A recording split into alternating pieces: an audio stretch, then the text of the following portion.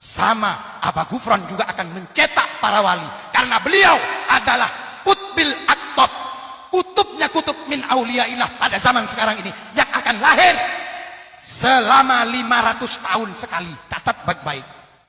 Habib Abdullah bin Abdul Haddad, beliau katakan, Allah berfirman, faqala ta'ala wattaqullaha wa yu'allimukumullah.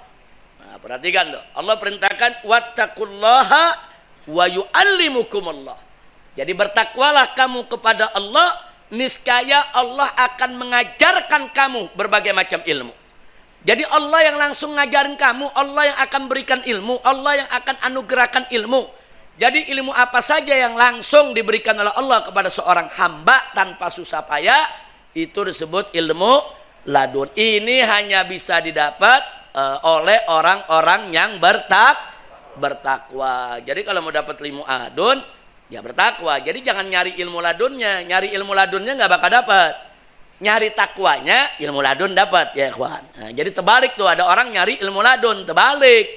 Nggak betul. Yang dicari adalah takwanya. Ilmu ladun itu bukan dicari, dia merupakan minhah ilahiyah. Minhah ilahiyah artinya anugerah ilahi. Kira-kira jelas tidak? Makanya ulama-ulama ahli sufi mengatakan kun taliban al istiqamah falatakun taliban al karamah fa innal karamata ta'ti bil istiqamah. Jadi ulama-ulama ahli sufi mengatakan, jadilah kamu sebagai pencari istiqamah, jangan kamu menjadi pencari karamah. Nah, jadi jangan karamah yang dicari istiqamah. Kenapa? Fa innal karamata, maka sesungguhnya karamah itu ta'ti, akan datang sendiri. Lewat mana? Bil istiqamah, dengan istiqamah. Begitu juga ini nih, saudara. Jadi carilah takwa, jangan cari ilmu ladun. Kenapa? Karena ilmu ladun akan datang lewat takwa. Jadi kalau kita nyari ilmu ladun nggak bertakwa, nggak bakal ketemu. Nggak ada orang dapat ilmu ladun tanpa takwa. Tapi kalau kita bertakwa kepada Allah tanpa dicari, itu ilmu datang sendiri, ya kuat. Ada yang minta contoh ilmu ladun. Saya kasih contoh. Contoh yang tingkat aulia dulu nih. Contoh yang tingkat para wali. Ada seorang wali, saudara. Dia kalau mendengar satu hadis, ada orang ngomong satu hadis, dia dengar itu hadis, dia langsung bisa menilai, ini hadis sahih, ini hadis dhaif, ini hadis palsu. Nah, sang ulama ini, sang wali ini punya anak. Anaknya tahu kalau bapaknya nggak pernah belajar ilmu hadis, tapi kok bapaknya bisa tahu yang ini sahih, yang ini dhaif, yang ini palsu. Padahal anaknya ini belajar ilmu hadis, anaknya ulama, belajar ilmu hadis. Apa kalau mau tahu satu hadis sahih apa enggak, dia mesti cari dulu. Dia ulama, dia cari, dia buka kitab. Tapi bapaknya nggak pakai buka kitab. Pokoknya begitu ada orang ngomong hadis, langsung tahu ini hadis sahih, ini hadis dhaif, ini hadis maudhu, palsu, saudara.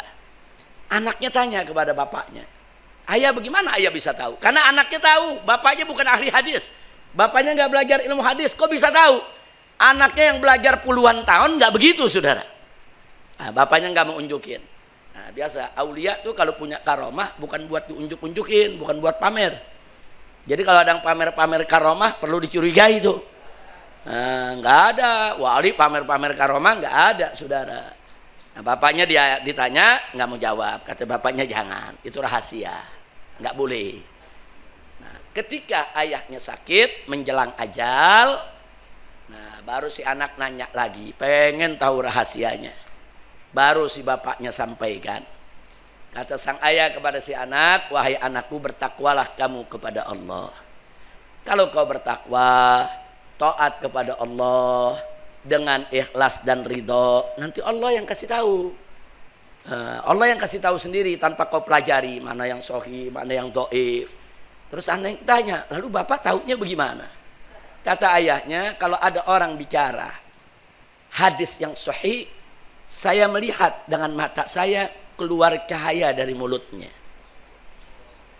Nah, kalau keluar cahaya terang dari mulutnya, hadis sahih.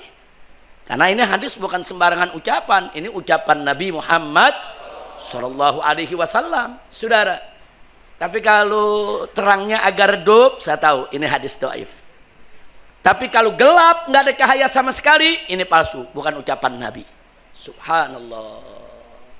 Ini namanya ilmu ladun. Ini nggak ada sekolahan yang begini, saudara.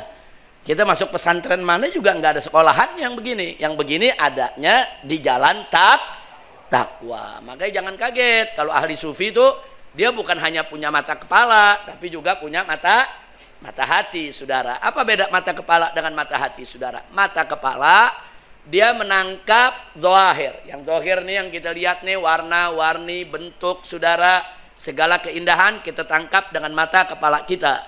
Sedangkan mata hati atau disebut mata batin, dia bisa melihat keajaiban yang enggak ada di alam zahir, ya ikhwah. Makanya para aulia Allah yang hatinya bersih, yang hatinya bisa melihat, kadang-kadang mereka lihat yang kita enggak lihat. Mereka tahu yang kita tidak tahu, ya ikhwah. Nah, kalau pertanyaannya, bisakah setiap orang itu mendapatkan mata hati yang bersih? Bisa. Caranya takwa kepada Allah. Takwa kepada Allah, bersihkan hati. Ini mata kita melihat keindahan, karena mata kita tidak terhalang. Andai kata mata kita terhalang kitab begini, keindahan di depan kita nggak lihat, bukan berarti keindahannya nggak ada. Bukan, keindahannya ada, cuman mata kita yang terhalang, saudara. Begitu juga kalau mata kita kelilipan. Nah, ini keindahan yang ada di sekitar kita nggak kelihatan, karena kelilipan, ada debu kita punya mata. Bukan keindahannya yang hilang, tapi mata kita yang terhalang. Ingat itu, keindahannya tetap ada, cuman nggak bisa kita nikmatin. Begitu juga mata hati. Mata hati itu bisa ngelihat keajaiban, keindahan, saudara. Keindahan alam yang nggak bisa dilihat oleh mata kepala. Tapi kalau mata hati itu tertutup, nggak bisa dilihat. Nah, kalau mata hati itu terhalang, nggak bisa dilihat. Nah, apa yang menutup mata hati? Yang menutup mata hati, yang menutup mata batin adalah al-ma'asi. Maksiat. Nah, jadi begitu kita maksiat, kotor kita punya hati. Begitu kotor kita punya hati, nggak bisa kita ngelihat, ya ikhwah. Nah, jadi sebagaimana mata kepala kita perlu dibersihkan supaya ngelihat itu cerah, maka mata hati kita juga perlu dibersihkan supaya bisa melihat keajaiban dengan cerah. Insya